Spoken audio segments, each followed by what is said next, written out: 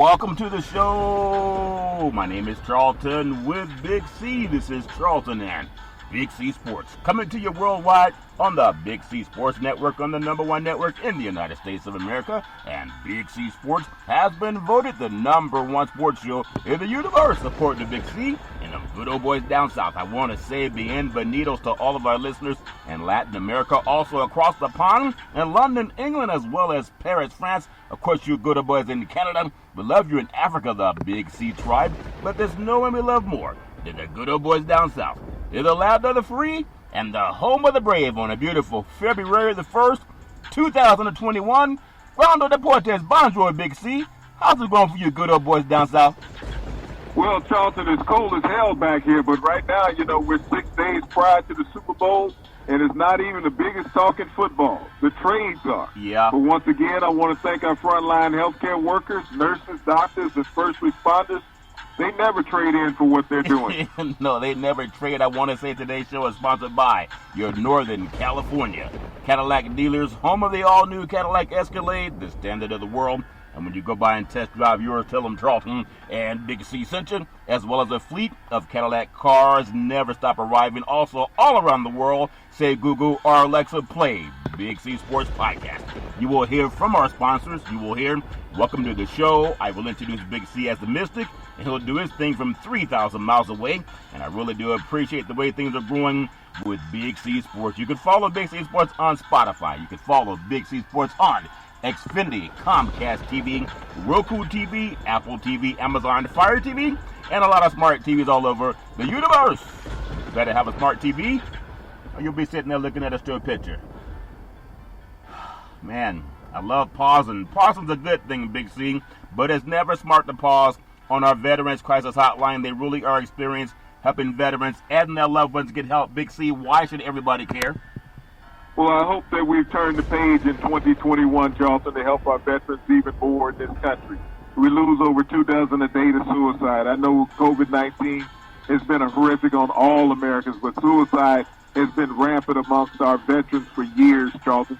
And we need to find a way as a country, as an administration, as a government, to stop that horrific disease from going on. I know that everyone is seeking out the COVID-19 vaccine, but there has to be a vaccine, Charlton, to prevent suicide in America also. And that's called American Interest, helping out those who have mental and physical and financial problems, Charlton, to steer them away from that horrific end. We give out the National Suicide Prevention Hotline number, Charlton, but it needs to become more of a concerted effort amongst all Americans. Yeah, I agree very much. That's why I love doing our part, Big C. 800-273-8255. That's 800-273-8255, or you can text 838-255. That's 838-255. If you're online, simply go to veteranscrisisline.net. That's veteranscrisisline.net, and you can definitely get some help for our veterans. Also, very happy to be affiliated with Valley Homes Weekly TV, On Dish TV, Direct TV, AT&T Uverse, TV 53, home of the San Francisco Giants and the Say Hey Kid, as well as the home run King Barry Bonds. When you reach out to them, just tell them Big C sent you. Our goal is simple: recruit 10,000 real estate agents all over this great country, putting people back to work just like McDonald's does it, car dealerships do it. Sports teams are doing it too. Watch TV and real estate work for you. 800-772-8624. That's 800-772-8624. If you're looking for opportunities in real estate, go to BigCSports.pacwm.com. That's BigCSports.pacwm.com. Most of our loans are underwritten by Quicken Loans on the wholesale side. I also want to say thank you to Xfinity Comcast TV and Comcast Spotlight for presenting Big C Sports to the universe. Just like God said, let there be light. Open your cell phones and just say, play Big C Sports Podcast. You will see all of our apps pop up from anywhere in the world. And I really do appreciate the way things have grown with Big C Sports. Man, Big C, we had a lot of things to be grateful for in this beautiful country. Rise and shine is my mantra for the rest of my life. Always time to rise and shine, just like the sun rises and shines. But actually, our sun out on the West Coast, it's been rising after we've seen some raindrops. Big C, your thoughts? Well, Charlton, we have no sunshine back here. We have overcast weather with 27-mile-an-hour wind and 27 degrees. It's cold. Yeah, it's cold. That means the fish are going to go to the top of the water, if that makes sense to you. It's all fair and level war. Before we get into some football, I know we're getting ready for Super Bowl 55, and everybody's happy about that. I want to just pay a quick homage to our friends in Southern California. This is Black History Month, and we get 28 days. We only get 28 days, Big C, your thoughts?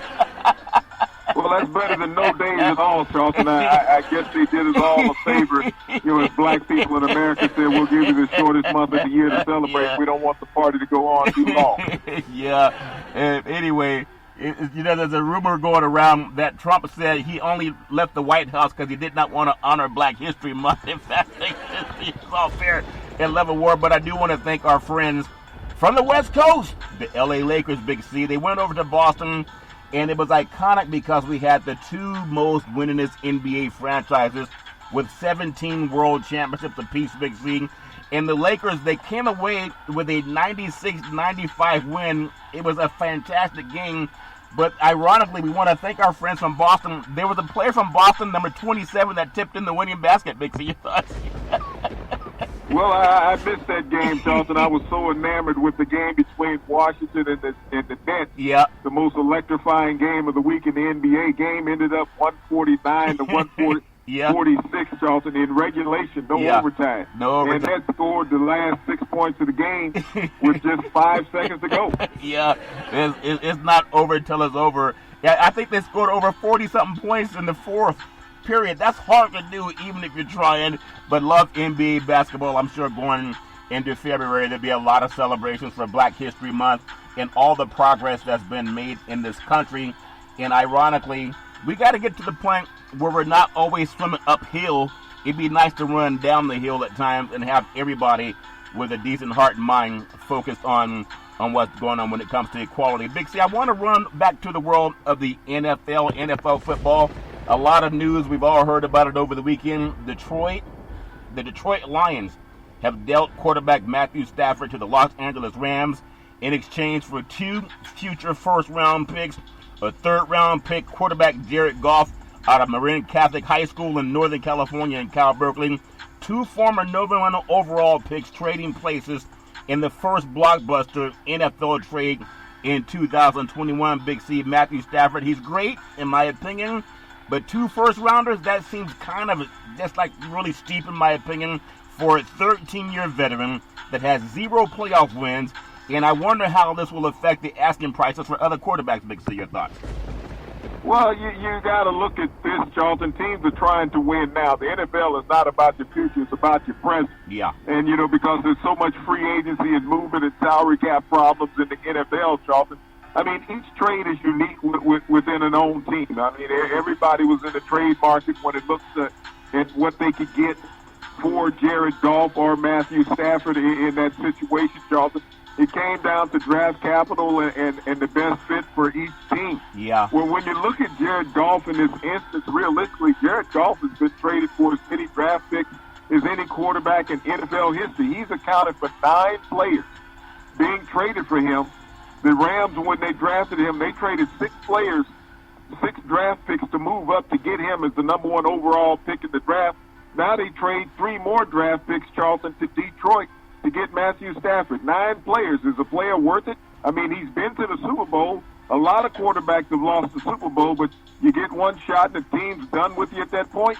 Yeah, I don't see the logic in getting rid of a player who won an NFC championship, NFC West championship, also an NFC championship. They went to the Super Bowl with a little help down in New Orleans. They want to thank the people from New Orleans for helping them, if that makes sense to you.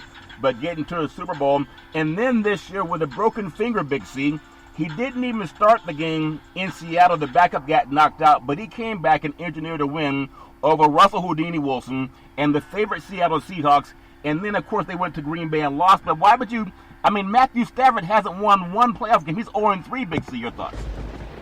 Well, I look at what happened in Philadelphia when they got rid of Doug Peterson over the quarterback Carson Wentz. Yeah. And I saw McVay looking at that same scenario. They said Doug Peterson won a Super Bowl just 2 short seasons ago in Philadelphia. Yeah. And then they're going to fire him. And I went to a Super Bowl, and I didn't win a Super Bowl, and I got the same type of quarterback scenario that he got. Yeah. So I got to get one of us out of here before the other one has to leave. So I saw McVay orchestrating this trade to get rid of Goff, so he would not end up in the situation that Peterson did, because he's no better off. And so he said, okay, I just need a different quarterback to run my system to make it more efficient instead of you getting rid of me and bringing in another coach that wins with this quarterback. Yeah. I think that's what facilitated this whole deal. Yeah, it's crazy that at least the Detroit Lions get a quarterback that has won a couple of playoff games, but they had to trade to get him. It's amazing. A guy in order for Detroit to get a playoff-winning quarterback, they had to trade. Well, think about this, Charlton. The Rams are stuck with $43 million of dead cap money with this Jared Goff trade. Yeah. So this is only about the coach. This wasn't about the team, because now that's $43 million less you have to work with to go out and get free agents and re-sign players. Yeah. Hey, it's all fair love and war, Big C. But think about it. Did Brad Holmes get a sweetheart deal from his former employers? He hired as a GM in mid-January, worked for the Rams more than a decade, was key in them drafting Goff out of Cal Berkeley, who earned big money, contract after being taken number 1 overall in 2016. The Lions fans, they seem a little bit content. You think about it. They get a playoff quarterback, Big C, by trading their marquee kid, if that makes sense to him.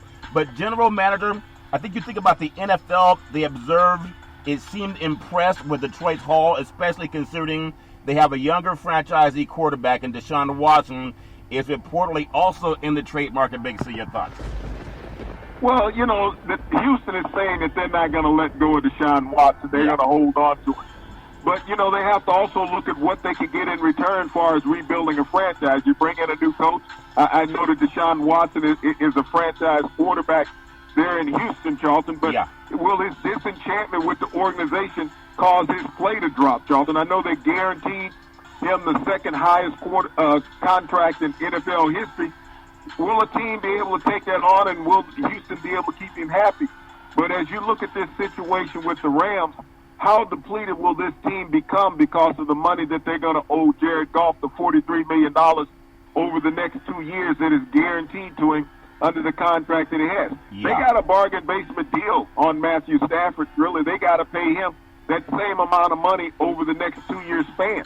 So they win this deal. But if Matthew Stafford doesn't come in and win the NFC West, I think you really have to look at Sean McVay about keeping him around as head coach. Yeah, you know what Sean McVay just did? He went to the only team in the NFC West that does not have a mobile quarterback. I mean, Jimmy G's not very mobile. I think the 49ers are going to keep him in town, but you have Russell Houdini Wilson, very mobile quarterback. Without his legs, Seattle wouldn't be as successful. Kyler Murray down in Arizona, they were knocking on the door for a playoff spot, Big C. He's very mobile. And Jared Goff, even though he was not very mobile, he could get out of the pocket, and that helped a lot. So now what McVay has just done is gotten a statue to play quarterback, which means you got a lot of defensive guys that can rush the football in Seattle, especially in San Francisco. Arizona also rushes the ball well. I think they went from having a run-pass option to having a stationary guy, and I don't know if that's the best thing, but do you think it's the best thing to have a guy that can't run out of the pocket and throw downfield? Big C, your thoughts? Oh, he can get out of the pocket. He has just as much mobility as Jared Goff. I mean, if you look at Matthew Stafford's play, he does a lot of passes on the run. They move the pocket for him.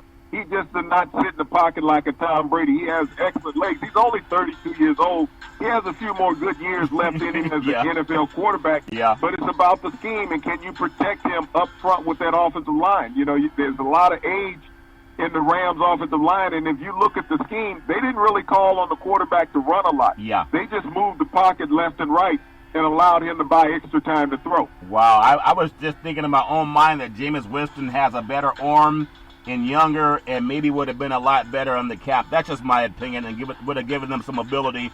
But, you know, sometimes you don't want a guy that is sitting behind Drew touchdown Brees and learning. But think about some of the biggest trades in the NFL, because this comes to my mind, Big C, when you think about giving up draft picks for a guy that never even won a playoff game. Of course, if you win, they say the quarterback did it. If you lose, they say it's somebody else's fault.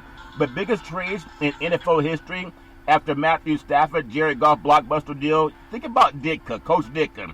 And Ricky Williams, think about this. They got hits, and we know Ricky Williams, he's always feeling like he's high on something. He's high on the money, and he's also into the CBD oils, but hey, whatever works for him. The trade, the Saints received Ricky Williams. Washington receives 2 first-round picks. That was back in 1999, the 2000 season. Big C was 2 third-round picks in 1999 and 2000. 1999, a 4th-round pick. 1999, I feel like Prince, Big C, a 5th-round pick. 1999, a 6th-round pick. In 1999, a 7th-round pick. The New Orleans Saints, they literally traded their entire 1999 draft for a running back. In today's NFL, it's obvious that running backs have a finite values, in my opinion, but are regularly discarded as their rookie contracts and seemingly fundamentally outrageous, Big C. And this is the biggest deal since that happened back in 1999, Big C. Your thoughts? You know, it was. I mean, it was an outrageous deal that Mike Ditka pulled off and depleted the New Orleans Saints franchise for almost a decade to come, Jonathan. Matter of fact, Ditka only lasted 2 years after that. He was gone, and the Saints never had a winning season while Ricky Williams was there, Charlton. Matter of fact, they got rid of him a few years after Ditka was gone. Yeah, a few years after. And Ricky didn't mind. He always, he came out of Patrick Henry High School in San Diego, California, and went down to Texas for some reason. He didn't know how Southern California was a much shorter drive, but they had more paper bags in Texas. That makes sense to you, Big C. But think about another trade. The Vikings received the great Herschel Walker. That good boy came out of Georgia, Big C. Walker, 1993rd round pick. They got a 1995th round pick, 1990 10th round pick, a 1991 3rd round pick. And then the Cowboys, Big C, they received 3 first round picks. It was 1990, 1991, and 1993. Actually, 92. 3 second round picks in 1990 and 1991, as well as 92. In 1990, the 6th round pick. 1992, 3rd round pick. That's amazing. So many players moved around. But Dallas, unlike a lot of teams, they went on to win 3 Super Bowls in 4 years, Big C. Your thoughts? Not only did they receive all those picks, Charlton, but the Dallas Cowboys threw in 11 players in that trade to dump contracts. Yeah. Jimmy Johnson wanted to build his own team with his own signature on it. He didn't want the leftover players that Tom Landry left behind with the Dallas Cowboys when he left the organization, Charlton. Jimmy Johnson wanted to build a team based on speed and guys who wanted to be there instead of guys who were just stuck being there. And the Dallas Cowboys' success after that came 3 years later. Yeah, isn't it amazing? Jimmy Johnson being so successful actually cost him a job in Dallas, Jimmy, because you think about it, his owner said, hey, this is me behind this. But Jimmy Johnson, he did a good job pulling off a good trade, Big C. But Jerry Jones, it didn't make him too happy long term. Barry Switzer came in. Your thoughts? Well, Charlton, I mean, Jerry Jones always wanted to be the face of that franchise. Yeah. I mean, but other franchises benefited from this trade also because they started dumping salary. Yeah, they started dumping salary. Think about this, too. It's amazing that the Chargers now have one of the most beautiful stadiums in the universe, going down to SoFi Stadium. But when they were in San Diego, they received Darren Nelson, who came out of Stanford, a trade against which all other are graded, in my opinion, and for good reasons. Think about this. Walker wasn't even a particularly great pro at the time of his deal. But he had 1,000-yard, I think he had 1,000-yard rushing season under his belt. He was averaging just 3 yards a carry. That's not good in the NFL. The 1989 season, but he had a lot of hoopla behind him, but he only had one 1,000-yard season coming into it. Big, your thoughts? Well, he was the workhorse of the Dallas Cowboys, Charlton. He returned punts, he returned kickoffs.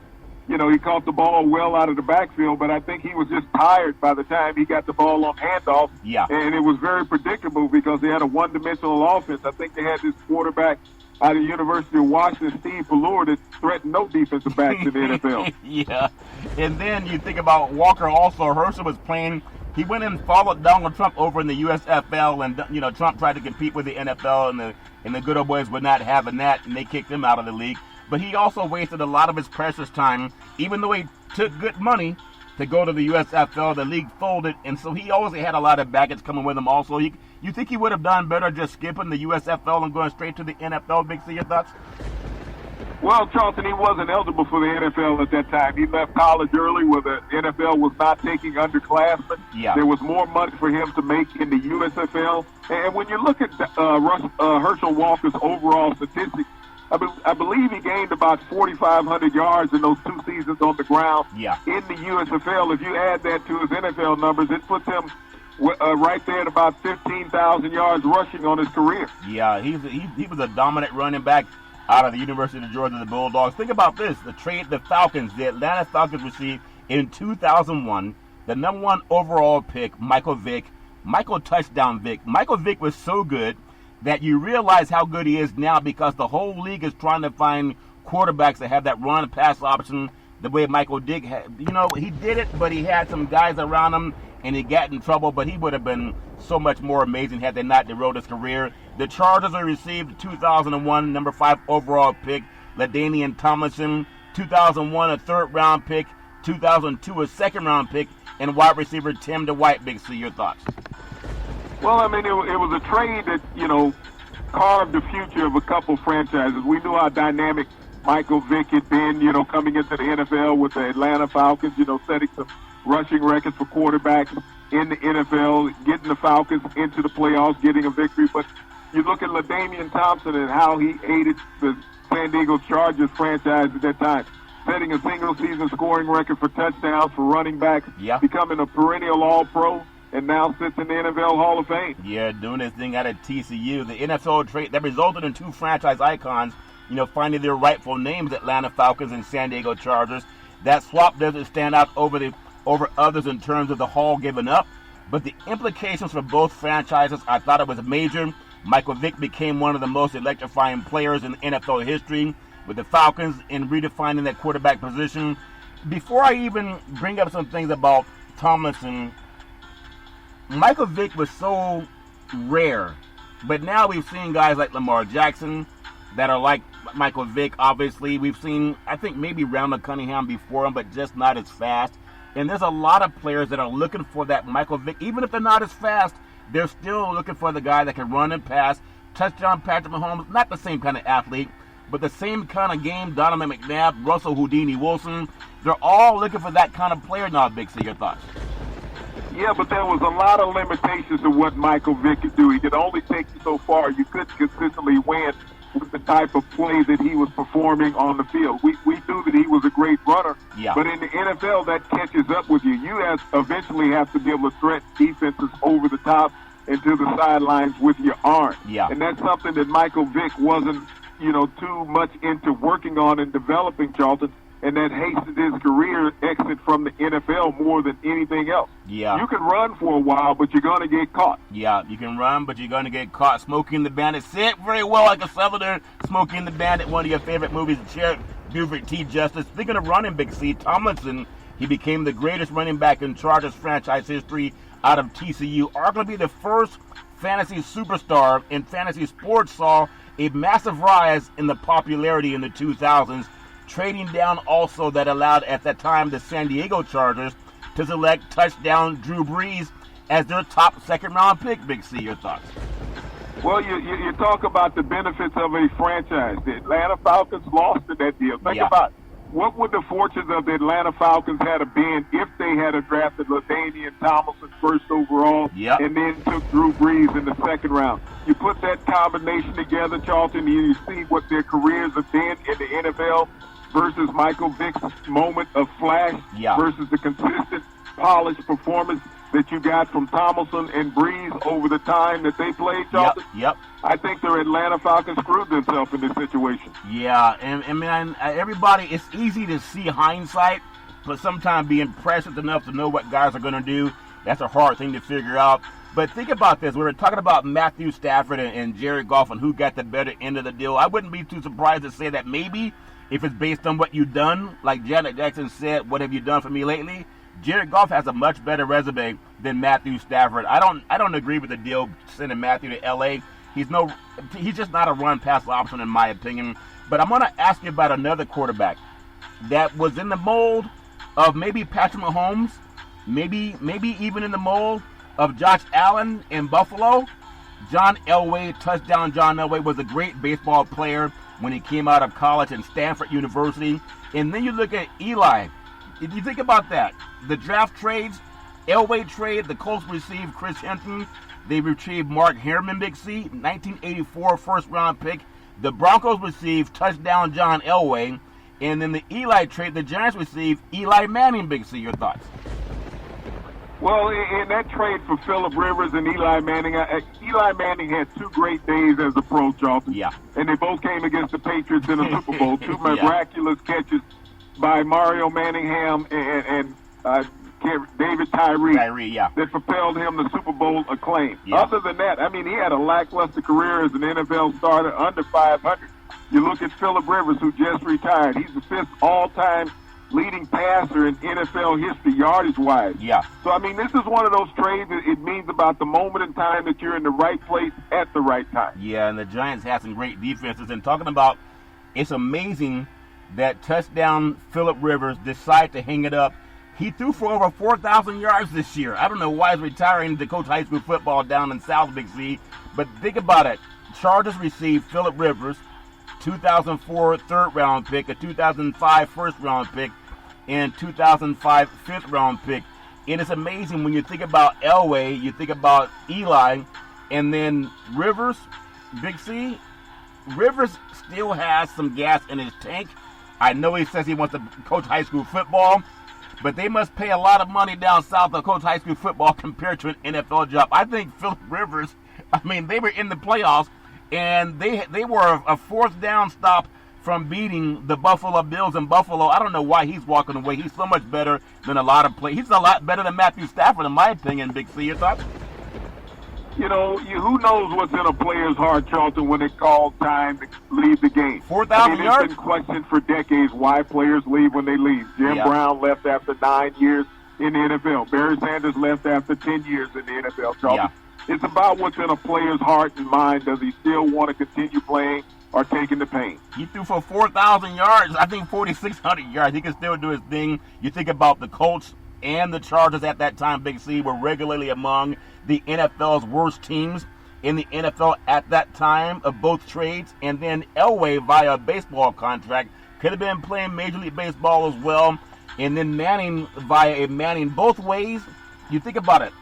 They had to force themselves out of situations, and that's the weird thing about players maybe walking away on the outside. It seems like they're too early, but sometimes they know if they just don't have it inside of them anymore. Maybe they want to be able to walk around as they get old men, but that's a lot. They were both losing organizations when you think about the Colts and the Chargers when they came in with Manning. Big C, your thoughts?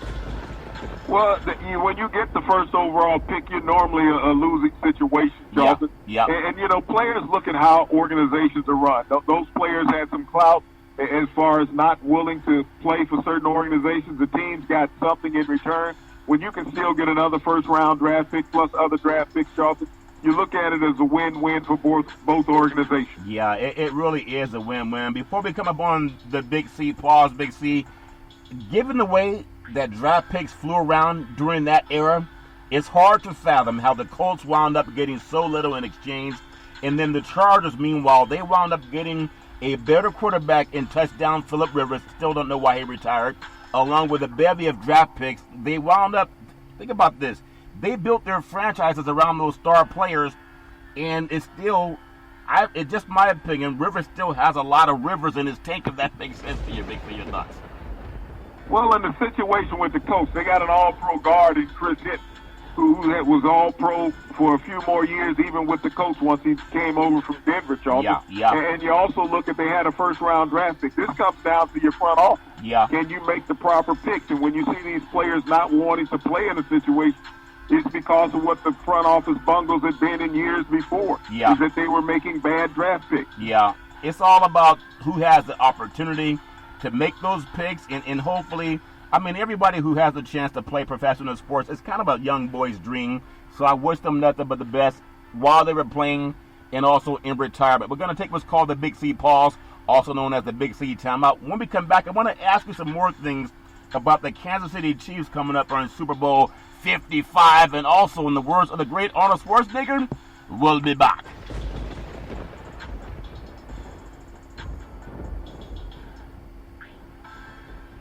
All right, we are back from the Big C Pause, also known as the Big C Timeout. You can follow Big C Sports 24 hours a day, 7 days a week on the #1 podcast network in the universe, iHeartRadio Podcast. You can follow Big C Sports on Apple Podcasts. You can follow Big C Sports on Google Podcasts. There's so many apps that you can follow. I really do appreciate the way things have grown with Big C Sports all over the world. That's just amazing to me. Really appreciate the growth and a lot of great things that are coming. Also want to say thank you to Xfinity Comcast TV and Comcast Spotlight for presenting Big C Sports to the universe. Just like God said, let there be light. Open your cell phones and just say it. Say play Big C Sports Podcast. You will see all of our apps pop up, and all you got to do is use your mouth. Big C, you ever use your mouth like Moses and part the Red Sea? Big C, your thoughts? Well, it all depends on how rare that steak is. Yeah. When it's just off the hoof, it's good enough for a lot of people. All fair love and war. I want to get into some talk on Super Bowl 55 and why the Kansas City Chiefs, their offensive line depth, it could decide Super Bowl 55. Enough talk about Jared Goff and Matthew Stafford. Goff has been to a Super Bowl. Matthew Stafford hasn't been out of the first round of a playoff. He's only been to the playoffs 3 times. They've never won the division with the Detroit Lions. And he got Sean McVay down in Los Angeles to think that he's getting Joe Montana for some reason. Maybe he thought he was getting touchdown Aaron Rodgers, but that's just my opinion.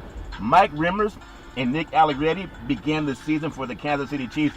They were backups, Big C. Steven Wisniewski, he was with the Pittsburgh Steelers, if you recall.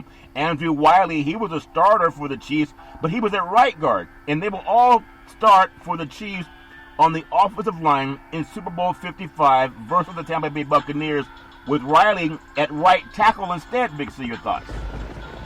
Well, you know, this is what the NFL is all about, versatility, Charleston, especially amongst offensive linemen. You have to realize that in practice they change positions all the time, working in and out at tackle, guard, and center, because you never know when somebody's going to go down. Depth is always an issue in the NFL, and most teams only go into a game with 7 offensive linemen. Yeah, they do, and people give a lot of credit to quarterbacks when their offense is shining, but it's the line play. If you don't have good line play, the quarterback can't throw the ball well if he's laying on his backside. Maybe touchdown Patrick Mahomes could, but think about this. The Chiefs had 2 linemen, the opted out of the season, you know, with all the COVID talk shortly before the start of training camp. They also lost 3 of their original starters to injuries along the way.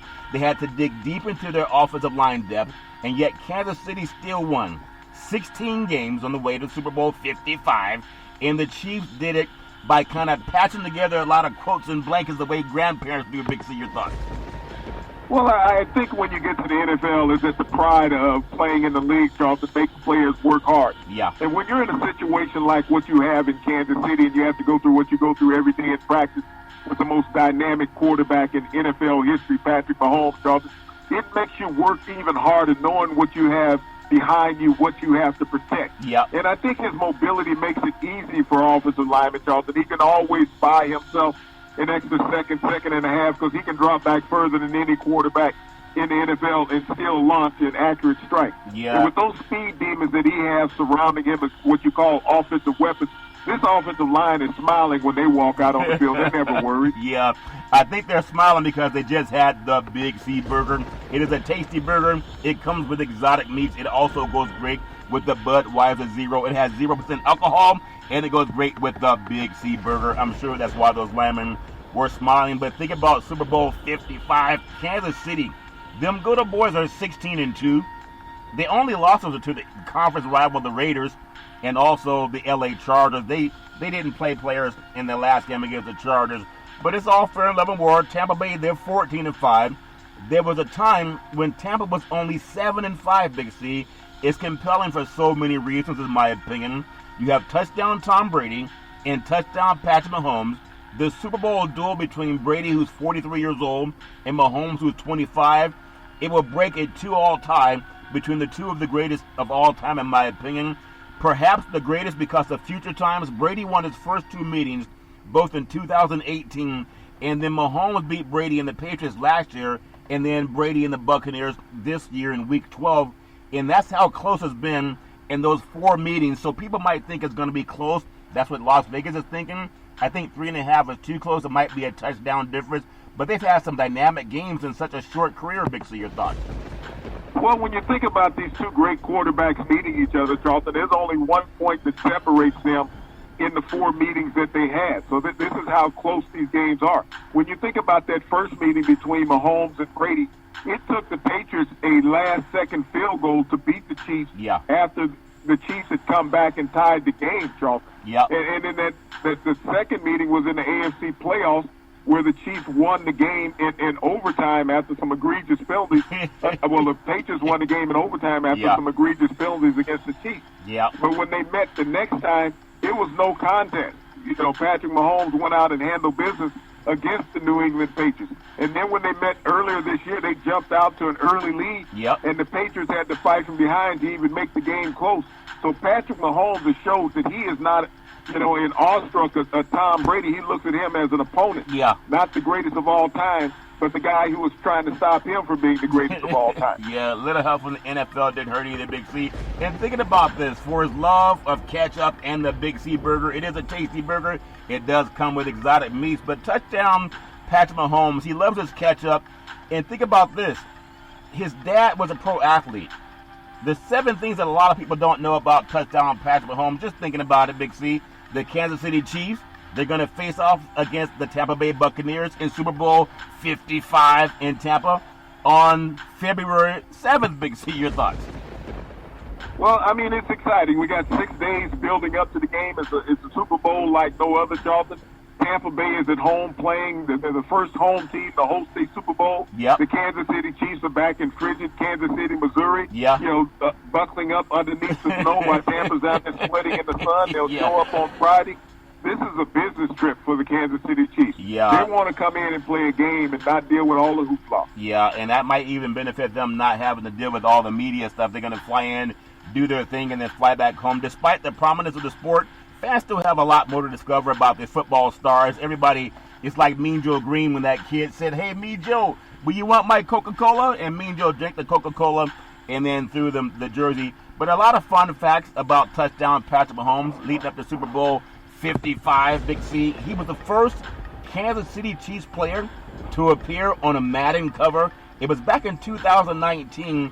The outlet added that Patrick was only the 8th quarterback to ever grace the cover of the game series, following Tom Brady, Drew Brees, Brett Favre, Vince Young, Donovan McNabb, Michael Vick, and the great Dante Culpepper. Big C, your thoughts?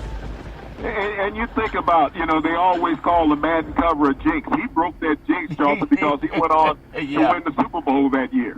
He broke that jinx, and he's probably going to break it again on Sunday unless the NFL has shenanigans planned. It's all fair and love and war.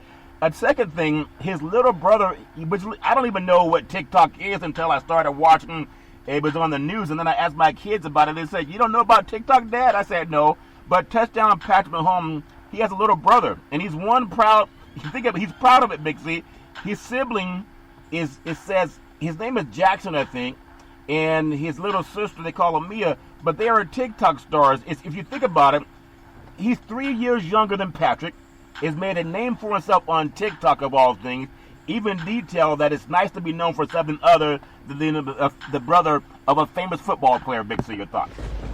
Well, Charlton, it's always nice to go out and carve your own identity and not have to depend on other siblings or family members to be your recognition. And that's just having great parents that taught them to go out and be them own selves. And he don't get the $400 million from TikTok that Patrick is getting, or maybe he is, who never knows.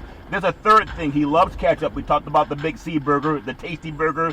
It does come with exotic meats, but you don't need ketchup on the Big C. He has to tell that he loves the condiment over the years, and even signed an endorsement deal with the Hunts back in 2018, and also the Hunts are part of the Chiefs. Big C, your thoughts?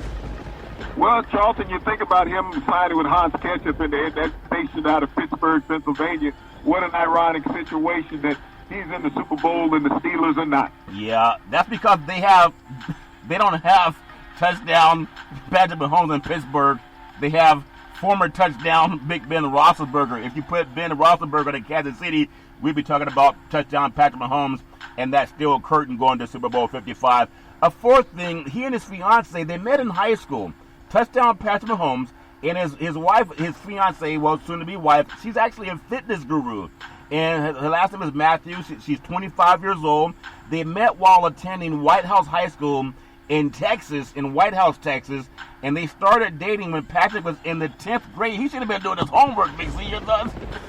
Well, she recognized stardom all the way back then, Charlton. But Yeah. you think about the lives of so many professional athletes that you have the groupies and hangers-on Yeah. who come after you achieve stardom. This Yeah. is somebody who truly loves and cares about Patrick. Yeah, it's nice to be with somebody, love at first sight, or when you're in the 10th grade. It's all fair and love and war. And this fifth thing, Big C, being an athlete is in his genes. His father, his name is Pat Mahomes Sr., and he was once a pro athlete in making waves in Major League Baseball. Patrick Sr. is a former professional baseball player who played with various teams, Big C, including the Minnesota Twins, Boston Red Sox, the New York Mets, Texas Rangers, Chicago Cubs, and also the Pittsburgh Pirates from 1992 to 2003, Big C. Your thoughts? You know, this is a kid who's grown up with an athletic background, Charlton, being able to hang around in the dugouts with so many professional athletes at a young age. Yeah. You know, this is the reason why he's so calm about being out in the field, and his head has not gotten beyond blown up, Charlton, Yeah. as you see a lot of young athletes think that they're God's greatest gift to mankind. This is a guy who is very humble. He knows what the dedication that it takes to be a professional athlete, and his dad and his friends have taught him what it takes to be a successful professional athlete. Yeah, he learned a lot from a lot like Steph Curry. He learned a lot from his dad, Dell Curry, being around NBA basketball for a long time. There's a lot of father-son opportunity. The Griffeys, they did the same thing. Fielders had their same thing, father and son, being around different sports. I know there's a lot of talk about famous athletes now wanting their kids to also be famous, but you got to make the team no matter who your father is. This is another sixth story. He was almost a baseball player, and maybe it explains why he's so good throwing the ball on the run. Touchdown Patrick Mahomes almost followed in his father's baseball footsteps, but he decided to pursue a career in football instead at Texas Tech, of all places, university. In high school, touchdown Patrick Mahomes. He actually excelled in both sports, Big C. Your thoughts? Well, he was actually drafted out of high school into professional baseball. Charlton chose to take the path of getting a college education at Texas Tech. He wasn't the most highly recruited quarterback out of high school, and I think a lot of colleges are looking around and said, who the hell was our recruiting coordination? Yeah, probably some guy that got laid off, if that makes sense to you. Number 7 is another thing that I talk about. Alex Rodriguez, you know, the great A-Rod. And he told him not to pursue a football career. Maybe he knew what he was talking about because of money-wise. Yet, that's correct. Alex told him don't consider football. The former New York Yankees player once told touchdown Patrick Mahomes that he had no future in the sport and continues to dominate the sport right now. Rodriguez later made a comment that when he played alongside Patrick's father during baseball, it was the 2001 baseball season. How wrong was he, Big C? Your thoughts? Well, you know, hindsight's 2020. Here's when you looked at Alex and Patrick's dad, the money at that time was in professional baseball. Yeah. The contracts, there was night and day difference between baseball money and football money because playing in the major leagues, your contract is guaranteed. Your money's guaranteed. It's not like in the NFL when, you know, somebody walks into the locker room and says, Coach wants to see you, you're cut, you're not getting any more money. Yeah. In baseball, sometimes they say we're going to give you more money. So he's glad that he didn't listen to him at that time. It's all fair in love and war. I want to touch a little bit on some things that are important to me. It is Black History Month. We are 100 years after the Black Wall Street was torn down by some mobsters.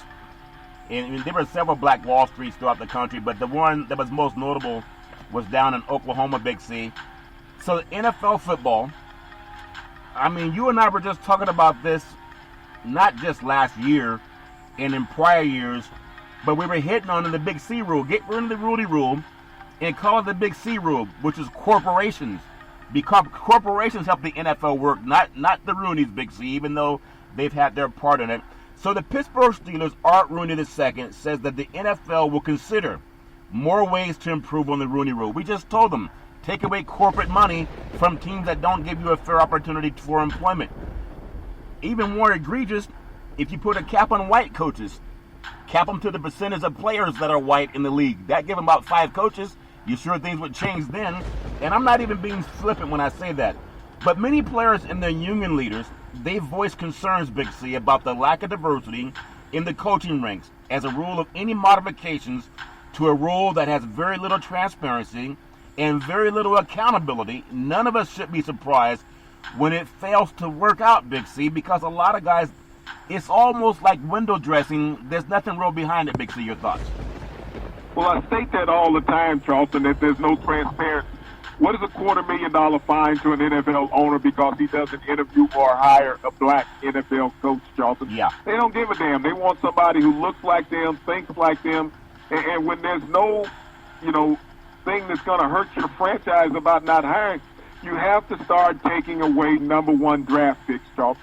That's what you have to do. If you cost a team a first and a third round draft pick any year that they don't hire a minority coach, Charlton, and did not interview the majority of their coaches being minority, then teams will start changing their outlook. Yeah, and no one's saying you got to get the job, but you got to be given consideration for the job. And when you trace back to how did you get the job and get rid of that good old boy network that kept a lot of black men out of golf. I mean, it was by design, Big C. I think the league should ask the NFLPA to help them improve diversity across the NFL, not only coaches or head coaches, but the entire coaching ranks, NFL team front offices, the league office, and ultimately, in my opinion, the ownership. Those are conversations that I feel are going to happen after Super Bowl 55, but Big C Sports, I'm telling the Rooney's the second and all the owners, it doesn't matter what anybody says. It's just like the speed limit. If it says 55 is the speed limit, like Super Bowl 55, the CHP may not pull you over if you're going 57, maybe even 60. But if you're going 90 and at 55, you're going to get pulled over. If you look at the jobs that are given out, 90% of the times they're given out to white coaches, Big C. Your thoughts? Yeah, but what is the conversation? The conversation is something that's been had for decades. This is the reason why they instilled the Rooney Rule.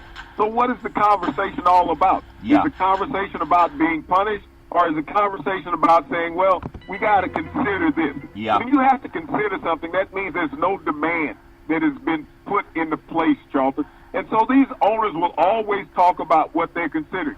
When they talked about going to a 17-game schedule, did they hesitate on that? They said, no, we can make more money in that because it's about what benefits us.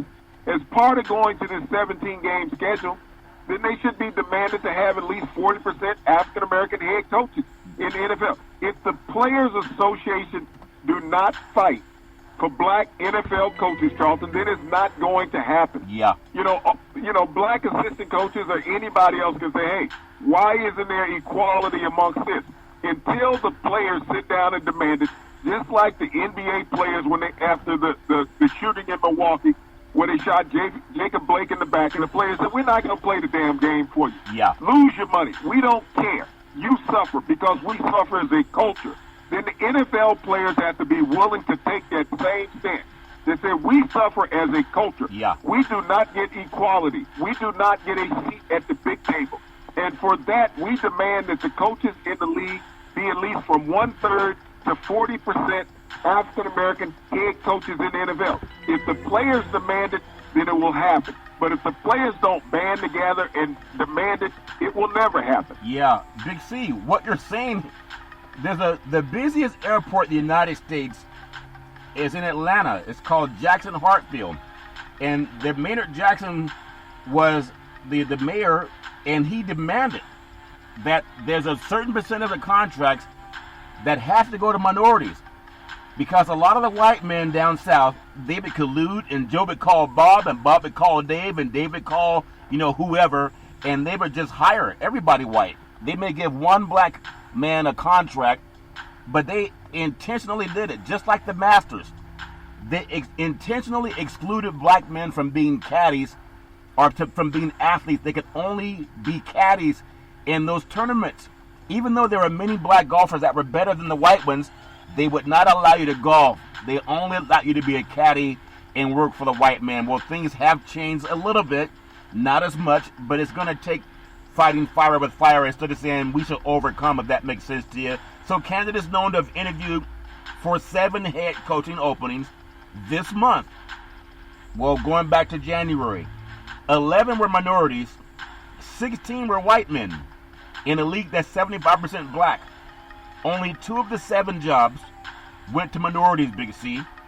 Some consider it progress. Most would agree it's a long way to go. But I don't care about long way to go. When I'm driving 90 into 55, the judge doesn't care that I was late for a meeting. The judge doesn't care that I want to test out 500 horsepower. The judge say, you're going to pay a fine. It's $1,000. And if you don't pay it, there'll be a warrant for your arrest. They weren't nice about it, Big C. Your thoughts? Well, I'm trying to figure out who in the hell called it progress, Charlton. Yeah. When you think about the lack of diversity in the NFL, you think about the history of the Super Bowl. We're going into Super Bowl 55. Yeah. We've had 3 black coaches that have gone to the Super Bowl, Charlton, as head coaches in the NFL. Yeah. Now, you look at the percentage of black coaches that have had a job as head coaches in the NFL versus the 3 that have gone to the Super Bowl as head coaches versus the number of white guys who have had head coaching positions in the NFL versus the number that have gone to the Super Bowl, Charlton. Yeah. That's an outrageous disparity as far as the percentage of successful black coaches versus the number of unsuccessful white coaches. Yeah. So if the black coaches can go to the Super Bowl at a much dominating rate, why not hire more black head coaches? Because it's called good old boy. And that's how the Black Wall Street was torn down.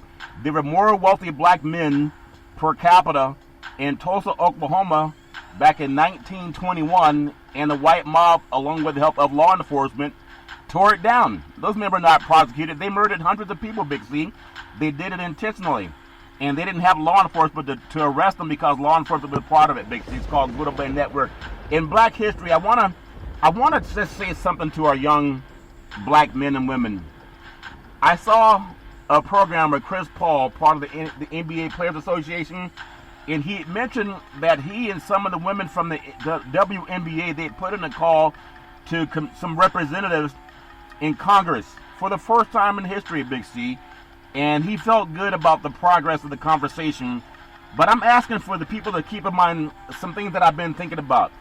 Black sports history, Big C. New Wheatie Box honors 1968 Olympian who made Black Power salute on the podium. Think about this, Big C. They were blackballed from participating and making a living because of that, Big C. Your thoughts? Well, when we talk about Lee Hines and John Carlos, Charlton, Tommy Evans and John Carlos down in the 68 Olympics, during the height of the civil rights activists in America. Yeah. They participated in the 68 Olympics in Mexico City. Yep. They went 1 and 3 in the 200 meters, Charlton, and on the podium, they saluted with the Black Power sign, Charlton. And when we think about the U.S. at the time, the U.S. ostracized these men, Charlton, for expressing their rights against civil rights, for civil rights on a national stage, on a world stage. Yeah. And America threw back at these men, Charlton. They kicked them out of amateur athletics for life. Yeah, for life. And forbid them basically from making a living in America because they were black men who wanted to have a voice and be treated like men. Yeah. You think about it, Big C. Twin Cities-based General Mills honoring an Olympic champion who remains an enduring symbol in the 1960 protest movement by putting his image on the Wheaties boxes. It was Tommy Smith who won gold in the 200 meters at the 68 Summer Games, being portrayed on one side of the cereal box with his fist raised and the other side in full sprint, Big C. Sales from that box will go to the NAACP, the nation's longtime defender of civil rights for African Americans. Advanced sales began Friday, while Tommy Smith was a world champion runner. When you think about a world champion that was told you can't work, Big C, imagine telling Tom Brady because of the Deflategate he can't play in Super Bowl 55, Big C. Think about this. A world champion runner, his work was one of the original activist athletes laid the foundation for champions to use their platform and stand for something extraordinary.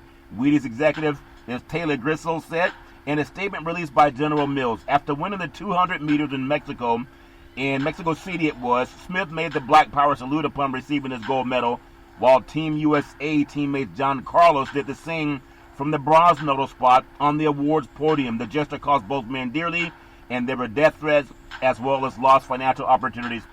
For years, it's always going to take people who are bold. You're always going to have death threats. There's always people that are going to say, we don't want you to succeed no matter what it is. And I'm glad there's been somewhat of a sea change to finally, for the first time that I can recall, getting the majority of our white brethren to stand aside with Black Lives Matters and not just be quiet? Big C, your thoughts? Well, as we've seen for decades, Charlton, we've had black athletes take the forefront as far as Black Lives Matter. Yeah. Even in the 60s and 50s, Charlton, prominent black athletes took a stance to make their voices heard because of the platform that they held. Yeah. Showing the world that we were men, not just stepping stones, that we didn't need to shut up, that we could be productive parts of the society, yeah. that we wanted our equal share of recognition and opportunity. And so black athletes have always been called upon to be the forefront because they've been the most recognizable. Yeah. And that is the reason why I say black athletes have to stand up if they want more black coaches in the NFL. Yeah. They have to be the vanguards to say, hey, we're not going to play your damn game unless you hire some of us to lead us. Yeah. If we can play and be successful, then we can lead and be successful. Yeah. Because they have just as much of a message carrier as any unsuccessful white coach that has ever been out there, Charlton. Those guys get second and third opportunities. Look at Dan Campbell, just hired by Detroit. He was fired out of Miami. Yeah. And every other white coach is seen. Every year there's 2 to 3 white coaches that are hired that have been fired somewhere else in years past, Charlton, saying they deserve a second and third chance. Yeah.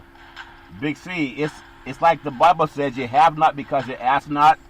And there's a lot of times when people just have to feel, I mean, I got to say this because I've always been told by my parents, rise and shine, develop your mind to the highest extent. If you really think about it, in Black History Month, if every black man in the NBA, in the NFL, I'm not saying this is going to happen because I'm just saying, so significant. If every black man in the NFL and the NBA, 2 of the most marketable leagues all over the world, in fact, 2 of the most marketed leagues all over the universe, black men created the spotlight, Big C, the vanguards for it. If they were to decide we're not going to play, if they decided it would break the leagues, just like a lot of other leagues were broken by competition, I'm not saying don't play. I'm just saying use your voice that you have. Don't worry about the death threats. It's going to happen to people. It's already happened to people who've already passed on. And they did not let that deter them. That's why we have so many opportunities now, Big C. Your thoughts? Well, those opportunities came from an era of life that those guys lived in, Charlton. They were steadfast. They didn't have social media to publicize just themselves. So they had to band together. Yeah. And when they band together, when they sit down and share thoughts and ideas, Charlton, that was advancement. Now everybody is one for me, not one for all. It's one for me. Yeah. Everybody's worried about their social presence and appearance out there on a social platform, Charlton. When you look at old-time black athletes from the 50s, 60s, and 70s, they didn't have social media platforms. They had to communicate with each other.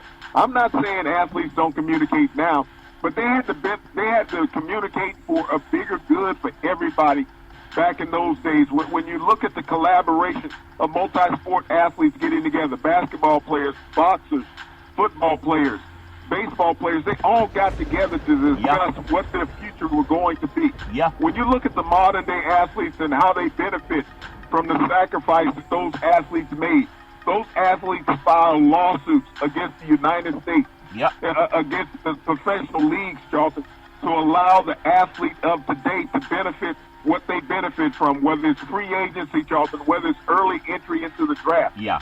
Those athletes from the 60s did that. They sacrificed their careers for these young athletes that many of them don't even know who they are, Charlton. Yeah. So when you think about what athletes did in unity, through the movement of black unity in America in the 60s, Charlton, a lot of young athletes don't understand it or have the dump to go out and do what they did to make it better for the next generation. Yeah, we have so much as a culture.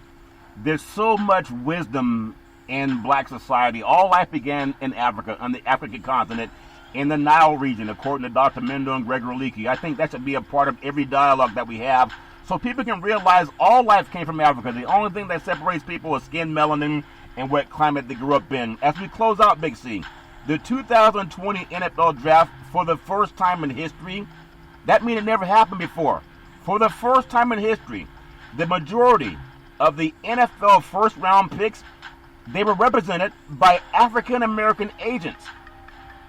That's so important People got to know that, because we're taught, oh, you can only be an athlete for the first time in history. In 2020, the majority of NFL first-round picks were represented by African-American agents. 17 of the first-round selections were represented by black agents, Big C to be exact. 17 of 32 by black men. More amazing. 5 out of the first 10 players drafted in the first round of the 2020 NFL draft, their representation, their agents, Big C, they were black men, Big C. Your thoughts? Well, I have to correct you on that, Charlton. Only 16 were represented by black men. One of them was represented by a black woman. By a black so not woman. only have black agency representation of NFL stars moved into the forefront, Charlton, it has taken the league far as majority participation. Yeah. If black agents can come in and represent these young players, that's even more of a testament that black men can come in and lead these organizations as head coach. Because they're coming in and they're negotiating with these general managers on these young men's worth and their future. They have a bootstraps on the NFL as far as controlling what the league can do as far as moving forward with the direction of their franchise through the representation of these players. Yeah. But it showed how black athletes and their representatives have advanced in America. You think about 30 years ago, Charlton, 40 years ago, would a black agent been able to go in and demand top dollar for a black athlete? I don't think so. No. But even when you look at the HBCs, Charlton, there's a black firm, Charlton, out of Washington, D.C., that represents the majority of the HBC athletes that come out. They represent 1/3 of the HBC athletes that come out every year into the NFL. Yep. So when we think about the plight of black men in sports involvement, they're there on every level. Yeah. There are some black coaches, but we want and need more black head coaches in the NFL. We want and need more black head coaches in college football, Charlton, and even in the high school ranks. But we want the black representation to be equal to what we have in society, if not better, if we controlling the leagues player-wise. Yeah, and just like Big C Sports is black representation, Big C, our stuff is as good as anybody. And you can Google it. It's not about ego. It's about being factual. Oftentimes, we're the only podcast in the universe that would tell you things that you won't hear on mainstream platforms, because they don't want to tell you how brilliant people are outside of what they do on the field. In the final minute or two, Big C, as we talked about it before, it's the African-American agent that is it's the rising star, like the Phoenix, Big C. And think about some of the names out there. David Mogeta of Athletes First Agency, Nicole Lynn of Young Money, APAA Sports and Lifestyle Agency, Demarius Bilbo of Clutch Sports Group Agency, and John Thornton of Rock Nation Sports. I love, as Big C Sports, being a part of that. I'm sure you may hear more about some of those men and women as you hear the celebration of Black History Month. But Big C Sports didn't wait for 1 month to talk about it. We talk about it all the time, and I hope that everybody will rise and shine. Big C, back in the day, there's a man by the name of Drew Bodini Brown. He was known as Muhammad Ali's right-hand man, and he would always tell Ali, float like a butterfly, sting like a bee, rumble, young man, rumble. Big C, what are you looking forward to in this board universe?